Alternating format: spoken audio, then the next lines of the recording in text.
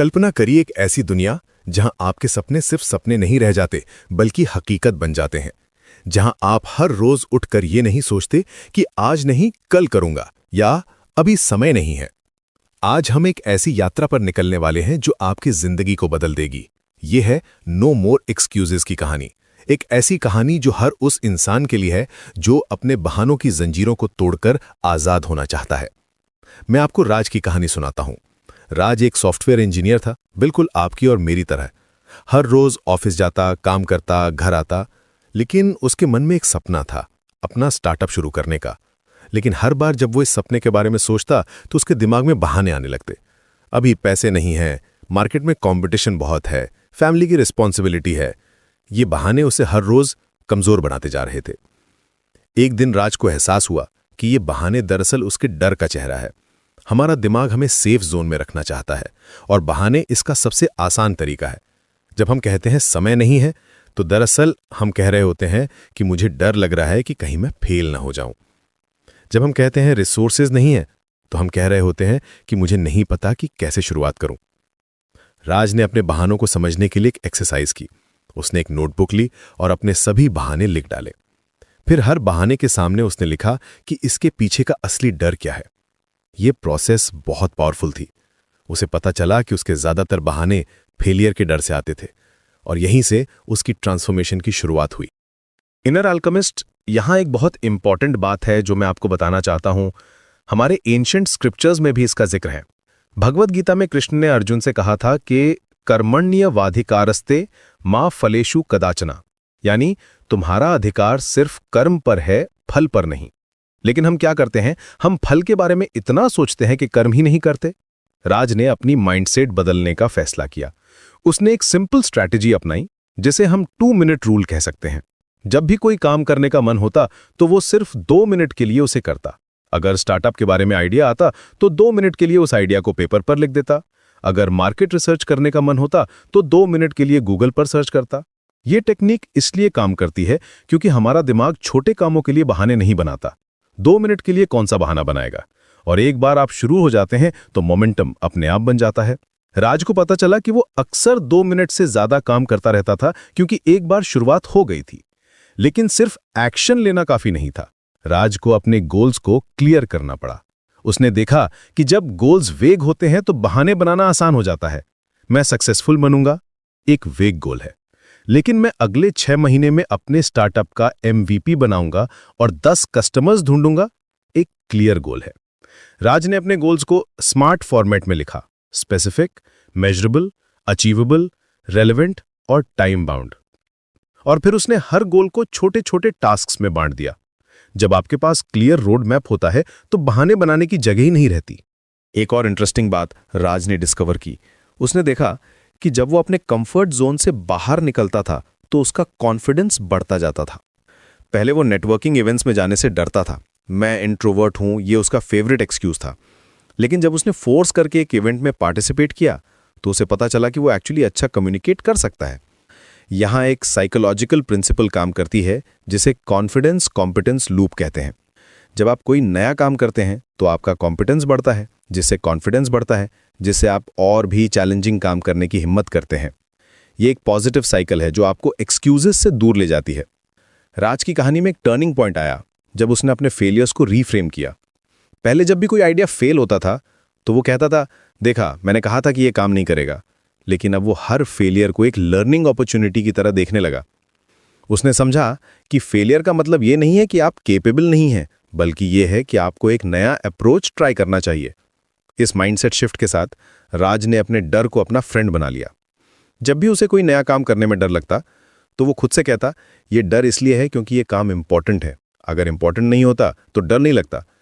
उसने डर को एक सिग्नल की तरह यूज करना शुरू किया, ये बताने के लिए कि वो सही डायरेक्शन में जा रहा है। राज ने एक और पावरफुल टेक्निक डिस्कवर की जिसे हम अकाउंटेबिलिटी पार्टनर कह सकते हैं। उसने अपने एक क्लोज फ्रेंड को अपना अकाउंटेबिलिटी पार्टनर बनाया। हर वीक वो अपने फ्रेंड को बताता था कि उसने क्या अचीव किया है और अगले वीक का प्लान क्या है। जब आप किसी को अकाउंटेबल होते हैं तो बहाने बनाना मुश्किल हो जाता है। ये टेक्निक इसलिए इफेक्टिव है क्योंकि हमारा सोशल ब्रेन बहुत पावरफुल है। हम दूसरों के सामने अपनी इमेज मेंटेन करना चाहते हैं। जब राज को पता था कि उसे अपने फ्रेंड को रिपोर्ट करना है तो वो ऑटोमेटिकली ज्यादा फोकस्ड हो जाता था। धीरे धीरे राज की पूरी लाइफस्टाइल चेंज हो गई। वो अर्ली मॉर्निंग उठने लगा, एक्सरसाइज करने लगा, हेल्दी खाने लगा। उसने देखा कि जब आपकी फिजिकल एनर्जी हाई होती है तो मेंटल एनर्जी भी हाई होती है और बहाने बनाने की टेंडेंसी कम हो जाती है। ये एक होलिस्टिक अप्रोच था, सिर्फ माइंडसेट नहीं बल्कि पूरी लाइफस्टाइल को ऑप्टिमाइज करना। राज की सक्सेस स्टोरी यहीं खत्म नहीं होती। आज वो एक सक्सेसफुल एंटरप्रेन्योर है, लेकिन सबसे इंपॉर्टेंट बात यह है कि उसने अपने अंदर के उस इंसान को डिस्कवर किया जो हमेशा से था लेकिन बहानों के पीछे छुप गया था। उसने सीखा कि हमारी सबसे बड़ी लिमिटेशन हमारे अपने बहाने हैं।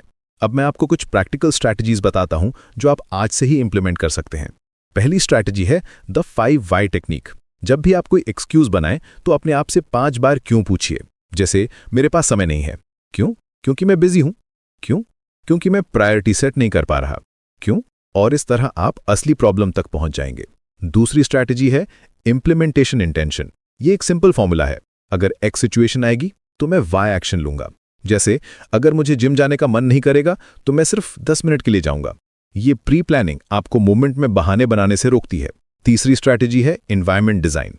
अपने एनवायरनमेंट को इस तरह डिजाइन करिए कि गुड हैबिट्स इजी हो जाएं और बैड हैबिट्स डिफिकल्ट।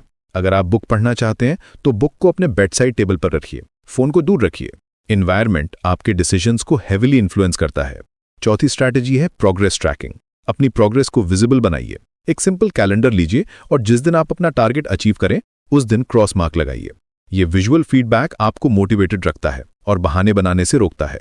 पांचवी स्ट्रैटेजी है सेलिब्रेशन रिचुअल। अपनी स्मॉल विंस को सेलिब्रेट करिए। जब आप कोई छोटा गोल अचीव करें तो अपने आप को रिवॉर्ड दीजिए। ये पॉजिटिव रीइंफोर्समेंट आपके ब्रेन में सक्सेस के साथ गुड फीलिंग्स को एसोसिएट करता है। लेकिन सबसे इंपॉर्टेंट बात यह है कि आपको अपने व्हाई को क्लियर करना होगा। आप क्यों ये चेंज चाहते हैं? आपका डीपर पर्पस क्या है? जब आपका व्हाई स्ट्रांग होता है तो हाउ ऑटोमेटिकली क्लियर हो जाता है। राज का व्हाई था कि वो अपने फैमिली को बेटर लाइफ देना चाहता था और अपने आइडियाज से दुनिया में पॉजिटिव इंपैक्ट बनाना चाहता था। आज के डिजिटल एज में हमारे पास एंडलेस डिस्ट्रैक्शंस हैं। सोशल मीडिया, नेटफ्लिक्स, गेम्स, ये सब हमारे अटेंशन को हाईजैक कर लेते हैं। लेकिन सक्सेसफुल लोग अपने अटेंशन को कॉन्शियसली डायरेक्ट करते हैं। वो अपने फोन पर टाइम लिमिट सेट करते हैं, नोटिफिकेशंस ऑफ करते हैं और फोकस्ड वर्क के लिए डेडिकेटेड टाइम ब्लॉक्स बनाते हैं। एक और इंपॉर्टेंट एस्पेक्ट है सेल्फ कंपैशन। जब आप कोई मिस्टेक करें या कोई डे मिस कर दें तो अपने आप को बहुत हार्शली जज ना करें। सेल्फ क्रिटिसिज्म से ज्यादा एक्सक्यूजेस बनते हैं। इंस्टेड अपने आप से वैसे बात करिए जैसे आप अपने बेस्ट फ्रेंड से करते हैं। इट्स ओके, कल से फिर स्टार्ट करते हैं। यहाँ एक प्रोफाउंड रियलाइजेशन ये है कि हमारे एक्सक्यूजेस दरअसल हमारी वैल्यूज को रिफ्लेक्ट करते हैं। अगर आप कहते हैं मेरे पास टाइम नहीं है, तो एक्चुअली आप कह रहे हैं कि ये काम आपकी प्रायोरिटी नहीं है। जब आप इस ट्रूथ को एक्सेप्ट करते हैं तो आप ऑनेस्ट डिसीजंस ले सकते हैं। या तो इस काम को प्रायोरिटी बनाइए या फिर ऑनेस्टली एडमिट करिए कि ये आपके लिए इंपॉर्टेंट नहीं है। राज की जर्नी में एक फेज आया जब उसने अपने पास्ट को फॉरगिव किया। वो अपने आप को ब्लेम करना बंद कर दिया कि उसने पहले क्यों एक्शन नहीं लिया। उसने समझा कि पास्ट को चेंज नहीं कर सकते, लेकिन प्रेजेंट मोमेंट में हमारे पास पूरी पावर है। ये फॉरगिवनेस उसे मेंटल एनर्जी देती थी जो वो कंस्ट्रक्टिव कामों में यूज कर सकता था। एक इंटरेस्टिंग ऑब्जर्वेशन यह है कि जब आप एक्सक्यूजेस बनाना बंद कर देते हैं तो आपके रिलेशनशिप्स भी इंप्रूव हो जाते हैं। लोग आप पर ज्यादा ट्रस्ट करने लगते हैं क्योंकि आप रिलायबल बन जाते हैं। आप जो कहते हैं वो करते हैं। ये ट्रस्ट आपके पर्सनल और प्रोफेशनल लाइफ दोनों में अपॉर्चुनिटीज क्रिएट करता है। राज ने यह भी सीखा कि परफेक्शनिज्म भी एक तरह का एक्सक्यूज है। जब तक परफेक्ट प्लान नहीं बनेगा तब तक स्टार्ट नहीं करूंगा। ये थिंकिंग पैरालिसिस क्रिएट करती है। उसने गुड इनफ टू स्टार्ट का प्रिंसिपल अपनाया। परफेक्ट प्लान का वेट ना करके रीजनेबल प्लान के साथ स्टार्ट करना और फिर इटरेट करना। आज जब मैं राज से मिलता हूं तो वो एक कंप्लीटली डिफरेंट पर्सन लगता है। उसमें कॉन्फिडेंस है, क्लैरिटी है और सबसे इंपॉर्टेंट पीस है। वो जानता है कि वो अपनी लाइफ का ड्राइवर है, पैसेंजर नहीं। उसके एक्सक्यूजेस की जगह सॉल्यूशंस ने ले ली है, प्रॉब्लम्स की जगह अपॉर्चुनिटीज ने ले ली है। ये ट्रांसफॉर्मेशन ओवरनाइट नहीं हुई थी, ये ग्रेजुअल प्रोसेस थी, डेली स्मॉल चॉइसेस की। हर दिन जब उसके मन में एक्सक्यूज आता तो वो कॉन्शियसली उसे चैलेंज करता। क्या ये सच में वैलिड रीजन है या मैं अपने आप को फूल कर रहा हूं? ये सेल्फ अवेयरनेस ग्रेजुअली उसकी हैबिट बन गई। आज आपके पास भी यही चॉइस है।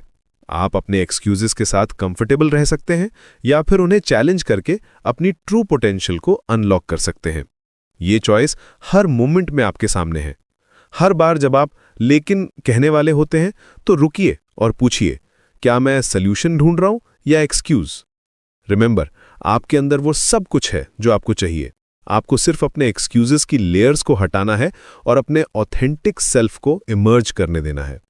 ये जर्नी इजी नहीं है, लेकिन ये डेफिनेटली वर्थ है, क्योंकि जिस दिन आप नो मोर एक्सक्यूजेस का डिसीजन लेते हैं, उसी दिन आपकी रियल लाइफ शुरू होती है। तो आज से ही शुरुआत करिए। एक छोटा सा स्टेप लीजिए, कोई भी एक्सक्यूज न बनाइए, बस करिए और देखिए कि कैसे आपकी जिंदगी ट्रांसफॉर्म होने लगती है। आपका फ्यूचर सेल्फ आपका शुक्रिया करेगा।